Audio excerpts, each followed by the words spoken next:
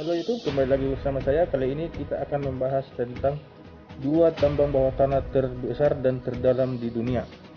Tapi sebelum lanjut, jangan lupa untuk klik tombol subscribe dan nyalakan notifikasi loncengnya. Di posisi pertama ada Kiruna Mine yang berada di Lapland, Swedia.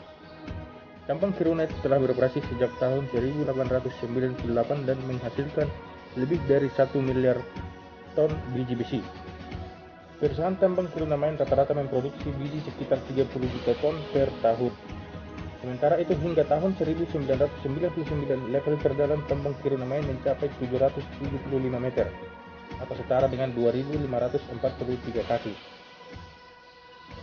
Penambangan yang diperhatikan oleh Kiruna Mine masih ke level yang lebih dalam, mencapai kedalaman sekitar 1045 meter atau setara dengan 3.428 kaki. Tingkat atau level yang mencapai 1045 meter dapat mendukung produksi biji besi hingga tahun 2018. Hingga pada 28 Oktober 2008, Kiruna Mine memutuskan untuk melangkah ke level penambangan yang lebih dalam dengan mencapai kedalaman hingga 1365 meter atau setara dengan 4478 kaki dengan biaya operasi sebesar 1,7 miliar US dollar.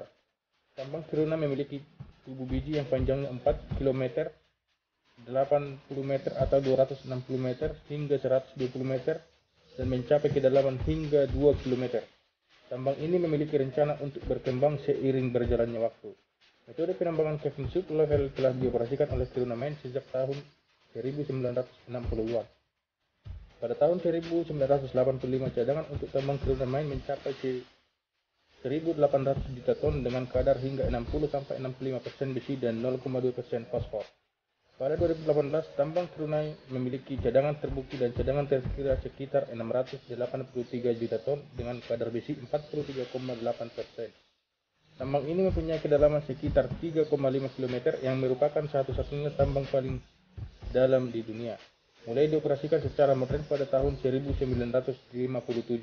Kedalaman tambang ini mencapai 2 km. Pada tahun 1962 merupakan salah satu tambang yang efisien di Afrika Selatan. Tapi pada saat itu harga emas juga masih rendah. Sejak konstruksi dua poros sekunder telah ditambahkan, kini lorong tambang semakin jauh lebih ke dalam perut bumi. Tambang ini mempunyai jumlah panjang terowongan dan lorong sekitar 800 km dan mempekerjakan sekitar 5.600 karyawan tambang. Saat ini para karyawan terus memperdalam tambang hingga sekitar 3,9 km ke bawah tanah.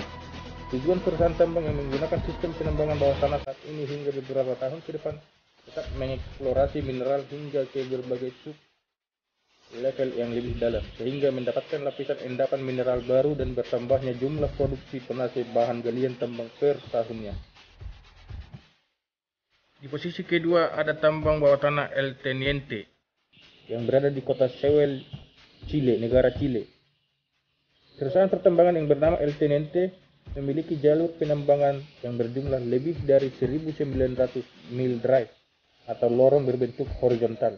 El Teniente sendiri juga mempunyai pintu masuk areal tambang bawah tanah yang dimulai pada ketinggian 7.500 kaki atau setara dengan 2.286 meter di atas permukaan laut yang berada di sekitar pegunungan Andes.